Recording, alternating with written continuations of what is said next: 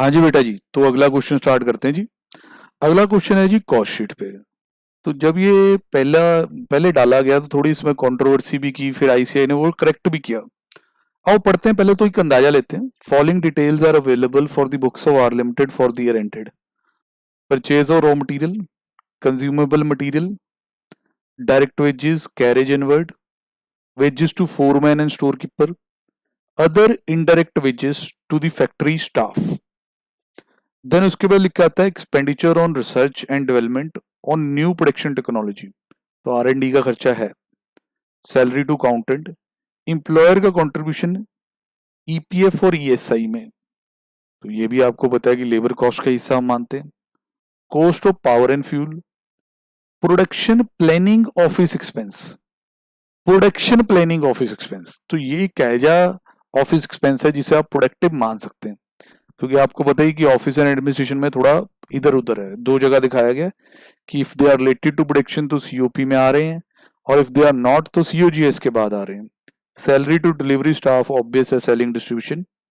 Income tax for the assessment year this, ये खर्चा sir cost sheet में कहीं नहीं आएगा, ये ध्यान रखिएगा। Fee to statutory auditor, cost auditor, independent director, donation to PM national leave fund, sir इसकी भी कॉस्ट शीट में कोई जगह नहीं है। तो ये पहले पहले जो सोल्यूशन आया था उसमें इन्होंने इंक्लूड कर लिया था। Then there is value of sales, inventory तीनों तरह की, ओपनिंग क्लोजिंग। कहते हैं जी इस डाटा से आप बनाओ अपनी कॉस्ट शीट। बहुत बढ़िया सर। थोड़ी बहुत परेशानियां अभी भी हैं, मतलब कि अभी तो ये काफी इंप्रूव हो गया है सोल्यूशन। इन्होंने देखो ये नोट लिख दिया है कि इनकम टैक्स और जो डोनेशन दी है वो कॉस्ट शीट में नहीं आते होते, रिवाइज्ड सोल्यूशन आ चुका है, बट स्टिल कई जगह पे बच्चे इधर उधर हो रहे हैं, तो वो सारी बातें मैं बताऊंगा। मटीरियल कंज्यूम्ड कैसे निकालते होते हैं, opening RM, add purchase, add carriage on purchase minus closing. बिल्कुल सही सर, कोई शक नहीं, मटेरियल कंज्यूम बिल्कुल सही। फिर डायरेक्ट लेबर आती होती है। डायरेक्ट लेबर में मैं आपको दिखाता हूं कि यहाँ डायरेक्ट वेजेस पड़ा था 60 लाख। फिर उसके बाद लिखा हुआ था employer contribution to EPF and ESI. अगर तो इन्हीं लेबर्स के रिगार्डिंग है तो नेचुरल है ये भी डायरेक्ट लेबर कॉस्ट का हिस्सा है। इंस्टीट्यूट ने यही माना है। कोई मान ले जी ये किसी और का है, समझ रहे हैं कि नहीं, और जो लेबर है इनडायरेक्ट लेबर है उसके रिगार्डिंग है, तो चीजें हिल सकती हैं। डायरेक्ट एक्सपेंस, सर मैं कोई ज्यादा इंप्रेस नहीं जैसी चीजों को यहाँ लिखा गया। ये आपका कॉस्ट शीट का चैप्टर है जी मॉड्यूल में, यहाँ आ जाइए, अपर डायरेक्ट एक्सपेंस के बारे में पढ़ते हैं। यहाँ से कहता है expenses other than direct material and direct employee cost which are incurred to manufacture product or for provision of service and can be directly traced in an economically feasible manner to the cost object, cost object के साथ link कर सकें। Cost object क्या होता है, जिस चीज की आप कॉस्ट डिटरमिन कर रहे होते हैं। Royalty, higher charges, drawing designing, product slash service specific software, या अदर खर्चे जो आप डायरेक्टली एसोसिएट कर सकें। रॉयल्टी की बात भी हमने कर रखी है, हायर चार्जेस की भी बात कर रखी है। फिर डिजाइनिंग में मैं आपको याद कराता हूँ, मोल्ड्स का खर्चा मैं बताता होता था आपको। तो ये तो सर सही है क्योंकि ये तो ट्रेस हो जाते हैं। थोड़ा और आगे बढ़िए सर इसी डिस्कशन में। फैक्ट्री ओवरहेड में नंबर 1 इनडायरेक्ट कॉस्ट लिखिए कंज्यूमेबल स्टोर्स एंड स्पेयर्स। और भाई सोल्यूशन में तुमने कंज्यूमेबल स्टोर्स एंड स्पेयर्स को, कंज्यूमेबल मटेरियल को डायरेक्ट मटेरियल लिख दिया। बड़ी बहुत बड़ी गलती है यार, ऐसा थोड़ा ना करना चाहिए। कंज्यूमेबल मटेरियल कोई डायरेक्ट मटेरियल थोड़ा ना होता। वो तो ये होता है कि जो और जो मेन मटेरियल के अलावा जो और ऑयल ग्रीजेस और कुछ कटिंग कुटिंग के लिए मटेरियल या ऐसी चीजें यूज होती हैं, ठीक है जी, डिजाइन करने के लिए कुछ और चीजें जो मटेरियल की यूज होती हैं, तो ये कंज्यूमेबल मटेरियल में जैसी चीजें आती हैं ऑयल ग्रीजेस, ये कहाँ यार बेटा आप डायरेक्टली मेजर कर सकते हो। और आप अपने मॉड्यूल में खुद कह रहे हो कि कंज्यूमेबल मटेरियल फैक्ट्री ओवरहेड है। फिर लिखा है जी cost of power and fuel. Power and fuel depends कि भाई अगर आप ट्रेस कर सकते हो, एसोसिएट कर सकते हो कि कितना पावर और फ्यूल प्रोडक्ट की मेकिंग में एग्जैक्टली लगेगा, ये कोई ज्यादा बुरा नहीं है। पहले वाला मुझे ज्यादा बुरा लगा, मैंने अपना ओपिनियन दिया, बाकी आपकी मर्जी है जैसे आपने करना है। ये ओवरहेड में चला जाए ज्यादा अच्छा है, वैसे मोस्ट ऑफ दी किताबों में तो पावर एंड फ्यूल भी ओवरहेड ही होता है। ठीक है सर, ठीक है सर। प्राइम कॉस्ट यहां तक थोड़ी कंट्रोवर्शियल हुई। आगे आया जी फैक्ट्री ओवरहेड्स।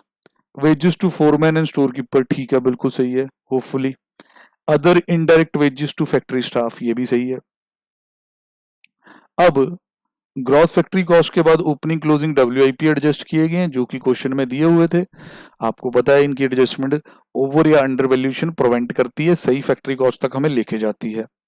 अब सर फैक्ट्री कॉस्ट के बाद मैं फॉर्मेट में भी जाऊंगा आपको, कि ताकि आपको परेशानी ना होगी सर ये क्या हो रहा। ये सर, ये देखिए सर, फैक्ट्री कॉस्ट के बाद आता है QC का खर्चा, R&D का खर्चा, और ऐसा एडमिन ओवरहेड जो रिलेटेड टू प्रोडक्शन एक्टिविटी हो। रिलेटेड टू प्रोडक्शन हो तो आ जाता है। फिर हम क्रेडिट लेते हैं रिकवरीज का, फिर उसके बाद हम प्राइमरी पैकिंग ऐड करते हैं। तो सर यहाँ फैक्ट्री कॉस्ट के बाद रिसर्च एंड डेवलपमेंट आ रहा है, इसमें आ रहा है cost paid for production process, improvement in production process. मैं आपको एग्जैक्ट दिखाता हूँ कि ये किस नाम से हमें यहाँ दिया हुआ था। तो आप यहाँ देखेंगे लिखा हुआ है expenditure on R&D on new production technology, तो आप सीधा भी लिख सकते थे यार, ये ऐसे इंप्रूवमेंट लिखने की जरूरत नहीं थी। अब प्रोडक्शन प्लानिंग ऑफिस एक्सपेंस, ये सर इस कैटेगरी के एडमिन है, ये admin related to production activity. तो admin related to production activity में ये अपनी जगह आपसे यहाँ बनवाएंगे ही बनवाएंगे। Then you will move to COP में opening FG add, closing minus, this is your COGS। अब एडमिन ओवरहेड्स में लाइन लग जाएगी सर, अकाउंटेंट साहब, statutory auditor, cost auditor, independent director, काफी ज्यादा एडमिन बिल है इनका। फिर S&D, उसमें बस डिलीवरी स्टाफ ही था। तो कुल मिला के आपकी कॉस्ट बनी 2,58,57,600। सेल बेटा जी क्वेश्चन में दे रखी है, वो कोई सेल डिटर्मिनेशन वाला सवाल नहीं है। मैं आपको यहाँ से दिखा देता हूँ, सेल वैल्यू क्वेश्चन में दे रखी है, वैल्यू ऑफ सेल। तो बैलेंस फिगर में प्रॉफिट आपके पास आ जाएगा। थोड़ा सा डायरेक्ट एक्सपेंसेस में क्वेरी है, जहाँ सिचुएशन और है, किताबें खोले तो ऐसे एग्जाम्पल पड़े हैं जिसमें ये सेम खर्चे फैक्ट्री ओवरहेड में दिखे हैं। या तो ये ऐसे कोई एजम्पशन ले लेते हैं कि हमने मानना है कि भाई ये डायरेक्टली आइडेंटिफाइबल है। बहुत बातें कही जा सकती हैं, बहुत बातें कि नहीं यार मल्टी प्रोडक्ट नहीं है, सिंगल प्रोडक्ट है तो डायरेक्टली आइडेंटिफाइबल है, हमें पता है, और फ्यूल एंड पावर इतना ही लगता है, पर यूनिट भी डिटरमिन्ड है, कितना टाइम लगेगा। वैसा कुछ लिख दो तो अच्छा है, सीधा डायरेक्ट में डालोगे तो बच्चा कंफ्यूज हो जाता है। तो थोड़ा यह ध्यान रखिएगा। एज सच क्वेश्चन अब काफी क्लीन हो गया है। पहले तो इनकम टैक्स भी डाल दिया था खर्चे में, और वो जो डोनेशन आपने PM रिलीफ फंड में दी है वो भी डाल दी थी। तो उससे तो बहुत बेहतर सिचुएशन अब आपको दिख रही है। ठीक है सर, डन है जी। अगला क्वेश्चन फिर अगली वीडियो में देखते हैं।